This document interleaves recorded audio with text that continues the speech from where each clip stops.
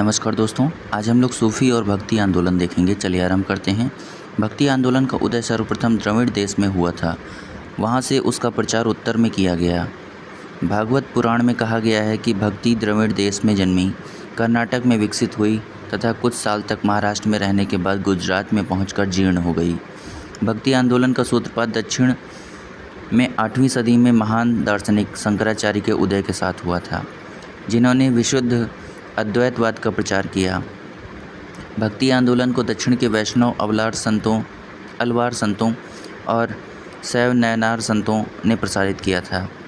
भक्ति आंदोलन का पुनर्जन्म 15वीं-16वीं सदी में हुआ था, जब इसके नेतृत्व की बागडोर कबीर, नानक, तुलसी, सूर एवं मीराबाई ने संभाली। मध्यकालीन भारत में सूफियों के उद्भव से समाज में समरसता फैलाने में मदद मिली। ये सूफी ध्यान साधना और कठोर श्वास नियमन जैसी यौगिक क्रियाओं को किया करते थे।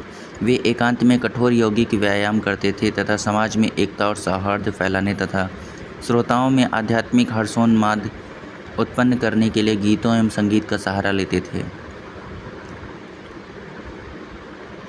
कामरूप, जो असम राज्य में स्थित है, वहाँ पर वैष्णव धर्म को लोकप्रिय बनाने का कार्य शंकरदेव ने किया। एकेश्वरवाद उनके धर्म का मूल उद्देश्य था। वे विष्णु या उनके अवतार कृष्ण को अपना अभीष्ट मानते थे। उन्होंने एक शरण संप्रदाय की स्थापना की। वे कर्मकांड एवं मूर्ति पूजा दोनों के विरोधी थे। वे असम के चैतन्य के रूप में प्रसिद्ध थे। श्री वल्लभाचार्य सोमयाजी कुल के तेलुगु ब्राह्मण श्री लक्ष्मण भट्ट के पुत्र थे। परंपरा अनुसार उन्होंने रुद्र संप्रदाय के प्रवर्तक विष्णु स्वामी के मत का अनुसरण तथा विकास करने में अपना शुद्ध अद्वैतवाद या पुष्टि मार्ग प्रतिष्ठित किया। ये अग्नि के अवतार माने जाते हैं। वल्लभाचार्य जी द्वारा रचित महत्वपूर्ण ग्रंथ ब्रह्मसूत्र का अणुभाष्य और बृहद्भाष्य, भागवत की सुबोधिनी टीका, भागवत तत्वदीप निबंध, पूर्व मीमांसा भाष्य, गायत्री भाष्य, पत्रावलंबन, दशम स्कंध अनुक्रमणिका, त्रिविध नामावली आदि हैं। द्वैतवाद के प्रवर्तक मध्वाचार्य हैं। विशिष्ट द्वैतवाद के रामानुजाचार्य और द्वैताद्वैतवाद के प्रवर्तक निम्बार्काचार्य हैं, जो कि सनक संप्रदाय से संबंधित हैं। उत्तर भारत में रामानंद भक्ति आंदोलन के प्रथम प्रवर्तक थे, जिनका जन्म 1299 ईस्वी में प्रयागराज के कानिकुब्ज ब्राह्मण परिवार में हुआ था। ये सगुण ईश्वर के में विश्वास करते थे। इन्होंने सर्वप्रथम अपने संदेश का प्रचार हिंदी भाषा में किया। कबीर 1398 से 1518 रामानंद के 12 शिष्यों में से प्रमुख थे। लोक परंपरा के अनुसार उनका जन्म किसी विधवा ब्राह्मणी के गर्भ से वाराणसी के समीप हुआ था तथा पालन पोषण एक जुलाहा दंपति नीरू एवं नीमा ने किया था। बीजक संत कबीर के उपदेशों का संकलन है, जो कबीर पंथी संप्रदाय के मानने वालों का पवित्र ग्रंथ है। सबद, साखी और रमैनी कबीर की रचनाएं हैं, परंतु धर्मदास के साथ उनके संवादों का संकलन अमर मूल शीर्षक के अंतर्गत प्राप्त होता है। संत मलूक दास का जन्म लाला सुंदरदास खत्री के घर 1574 ईस्वी में कड़ा, वर्तमान कौशाम्बी जिला में हुआ था। गुरु घासीदास का जन्म दिसंबर 1756 में छत्तीसगढ़ में रायपुर जिले के गिरौदपुरी गांव में हुआ था। उनके पिता महंगूदास और माता अमरौतीन बाई थीं। भगवान शिव की प्रतिष्ठा में भारत के विभिन्न भागों में 12 ज्योतिर्लिंगों की स्थापना की गई।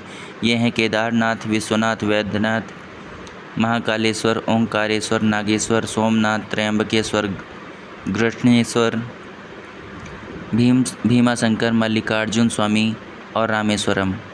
गुरु नानक का जन्म 1469 ईस्वी में तलवंडी नामक स्थान पर हुआ था। अब यह ननकाना साहब कहलाता है। यह पंजाब, पाकिस्तान के ननकाना साहिब जिले में स्थित है। गुरु नानक की मृत्यु 1539 ईस्वी में डोरा बाबा, करतारपुर, पाकिस्तान नामक स्थान पर हुई थी। गुरु नानक 1469 से 1539 ईस्वी ने सिख धर्म की स्थापना सिकंदर लोदी 1489 से 1517 ईस्वी के समय में की थी। नानक एकेश्वरवाद में विश्वास रखते थे तथा निर्गुण ब्रह्म की उपासना पर बल देते थे। गुरु नानक का कहना है, ईश्वर व्यक्ति के गुणों को जानता है पर वह उसकी जाति के बारे में नहीं पूछता, क्योंकि दूसरे लोक में कोई जाति नहीं है। गुरु नानक ने गुरु का लंगर नाम से मुक्त सामुदायिक रसोई की शुरुआत की। उनके अनुयायी किसी भी जाति पर ध्यान दिए बिना एक साथ भोजन करते हैं। मीराबाई मेड़ता के रतन सिंह राठौर की इकलौती पुत्री थीं। इनका जन्म 1498 में मेड़ता की कुदकी नामक ग्राम में हुआ था। इनका विवाह उदयपुर के प्रसिद्ध शासक राणा सांगा के ज्येष्ठ पुत्र युवराज भोजराज से हुआ था। महाराष्ट्र में भक्ति आंदोलन को लोकप्रिय बनाने में नामदेव की महत्वपूर्ण भूमिका थी। इनका जन्म 1270 ईस्वी में पंढरपुर में हुआ था। इनके गुरु विसोबा खेचर थे। नामदेव वारकरी संप्रदाय से संबंधित थे। विसोबा खेचर अथवा खेचरनाथ नामक एक नाथपंथी कनफटे ने इन्हें रहस्यवादी जीवन की दीक्षा दी तथा ईश्वर के सर्वव्यापी स्वरूप से परिचय कराया। नामदेव ने कहा था, एक पत्थर की पूजा होती है तो दूसरे को पैरों तले रौंदा जाता है। यदि एक भगवान है तो दूसरा भी भगवान है।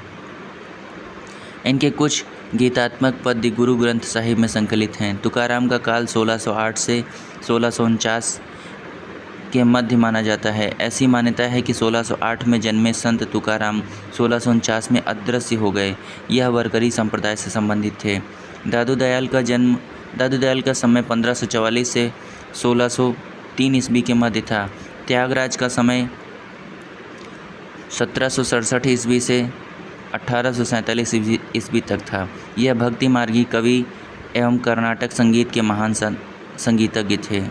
भक्ति आंदोलन के प्रसिद्ध संत महाप्रभु चैतन्य 1486 से 1534 ईस्वी का जन्म बंगाल के नादिया जिले में एक संभ्रांत ब्राह्मण परिवार में हुआ था। उनके पिता का नाम जगन्नाथ मिश्र तथा माता का नाम सची देवी था। चैतन्य के बचपन का नाम निमाई था।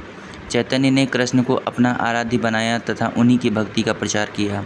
सुप्रसिद्ध संत भक्त कवि गोस्वामी तुलसीदास अकबर तथा जहांगीर के समकालीन थे।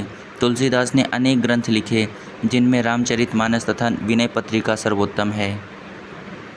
रामचरितमानस की रचना गोस्वामी तुलसीदास 1532 से 1623 में ने अवधी भाषा में की थी। सूफी मत का जन्म भले ही विदेशी धरती पर हो, किंतु उसका पोषक तत्व भारतीय वेदांतवाद है। सूफी प्रेम काव्य कोमल हृदय की सुंदर एवं सरस अभिव्यक्ति है।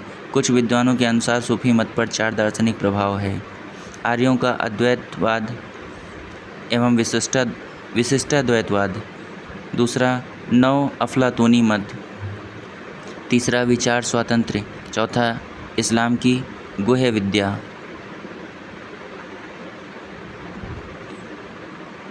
चिश्तिया सूफी मत की स्थापना अफ़गानिस्तान के चिश्त में अबू इसहाक समी चिश्ती और उसके शिष्य ख्वाजा अबू अहमद अब्दाल ने की थी, किंतु भारत में सर्वप्रथम इसका प्रचार ख्वाजा मोइनुद्दीन चिश्ती के द्वारा हुआ था। वे 12वीं शताब्दी में मोहम्मद गोरी की सेना के साथ भारत आए थे। उन्होंने अजमेर राजस्थान में अपना निवास स्थान बनाया। 1236 ईस्वी में उनकी मृत्यु हो गई। कुतुबुद्दीन बख्तियार काकी इनके प्रमुख शिष्य थे।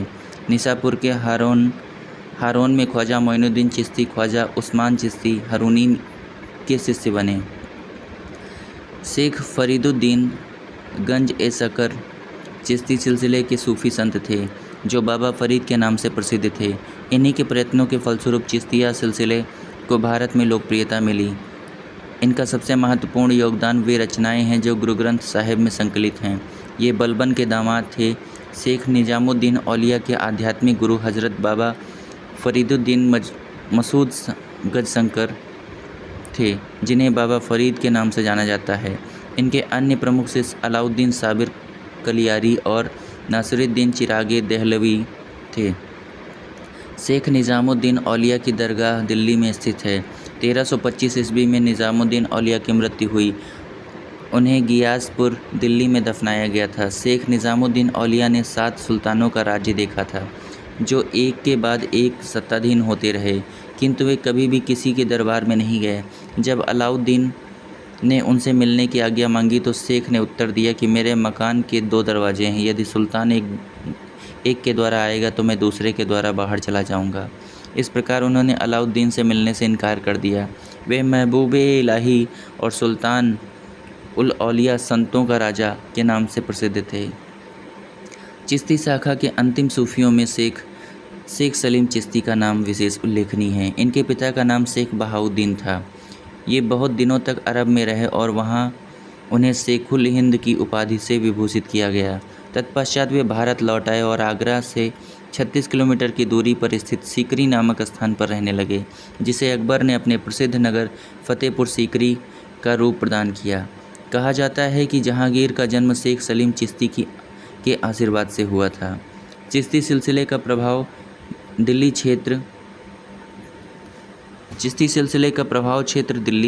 एवं आसपास के क्षेत्रों में था, जबकि सोहरावर्दी सिलसिले का प्रभाव क्षेत्र सिंध के क्षेत्र में था। फिरदौसी सिलसिला चिश्ती सिलसिले का ही भाग था, जिसका प्रभाव क्षेत्र बिहार था। कादरी शाखा के सर्वप्रथम संस्थापक बगदाद के शेख मोइनुद्दीन कादिर जिलानी थे, जिनकी गणना इस्लाम के महान संतों में की जाती है। शेख अब्दुल कादिर जिलानी की प्रमुख उपाधियां थीं महबूबे सुमानी, ईश्वर का प्रेमी, पीराने पीर, संतों का प्रधान, पीरे दस्तगीर, मददगार संत आदि। भारत में सर्वप्रथम इस शाखा का प्रचार शाह नियामतुल्लाह और मखदूम जिलानी ने 15वीं सदी में किया। मखदूम जिलानी ने उच्च को अपना शिक्षा केंद्र बनाया था। नक्शबंदी सिलसिले की स्थापना 14वीं सदी में ख्वाजा बहाउद्दीन नक्शबंद ने की थी।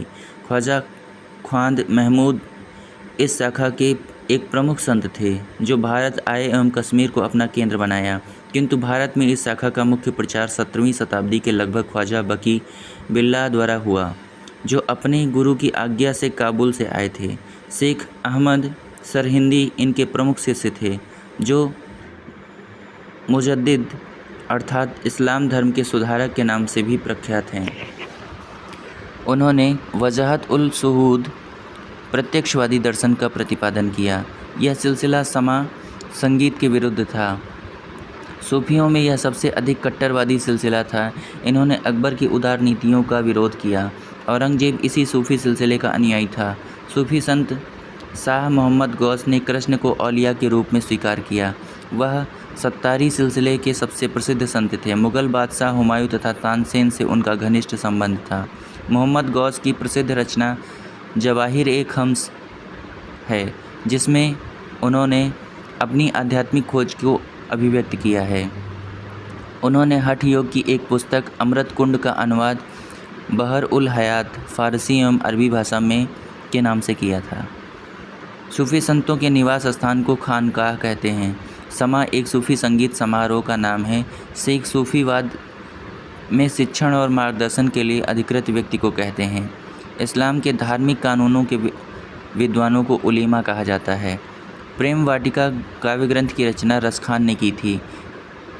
इसमें इन्होंने कृष्ण के जीवन को पंक्तिबद्ध किया है। सुजान रसखान भी इनकी प्रसिद्ध रचना है। रसखान की भाषा विशुद्ध ब्रज भाषा है। 12 महासा की रचना मलिक मोहम्मद जैसी ने की। जैसी की पद्मावत, अखरावट तथा आखिरी कलाम में से पद्मावत का हिंदी साहित्य में महत्वपूर्ण स्थान है। 12 महासा पद्मावत का ही एक भाग है। उत्तर प्रदेश में बाराबंकी से लगभग 12 किलोमीटर दूर स्थित देवा शरीफ में प्रसिद्ध सूफी संत हाजी वारिस अली शाह की मज़ार स्थित है। ईसा मसीह जीसस क्राइस्ट का जन्म लगभग 4 ईसा पूर्व में यहूदिया प्रांत के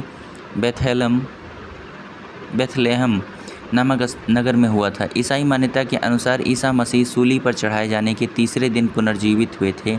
इसी की याद में ईस्टर त्यौहार मनाया जाता है। गुड फ्राइडे ईसा मसीह के शहीदी दिवस के रूप में ईसाइयों द्वारा मनाया जाता है। बाइबिल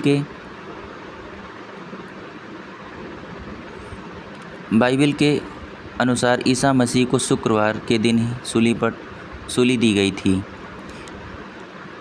असीसी के संत फ्रांसिस 1181 से 1226 ईस्वी ऐसे ईसाई संत हैं जो पशु पक्षियों के प्रेम के लिए विख्यात हैं। वेटिकन इटली में स्थित स्थलरुद्ध संप्रभु देश है। इसका कुल क्षेत्रफल 44 हेक्टेयर है, जो विश्व का सबसे छोटा जनसंख्या एवं क्षेत्रफल दोनों में स्वतंत्र देश है। यह रोम के पादरी, जिन्हें पोप भी कहा जाता है, के द्वारा शासित है। इसे रोम कैथोलिक चर्च की राजधानी के रूप में भी माना जाता है। मदीना पश्चिमी सऊदी अरब में हेजाज क्षेत्र में स्थित शहर है। यह मक्का के बाद इस्लाम धर्म का दूसरा पवित्रतम शहर है।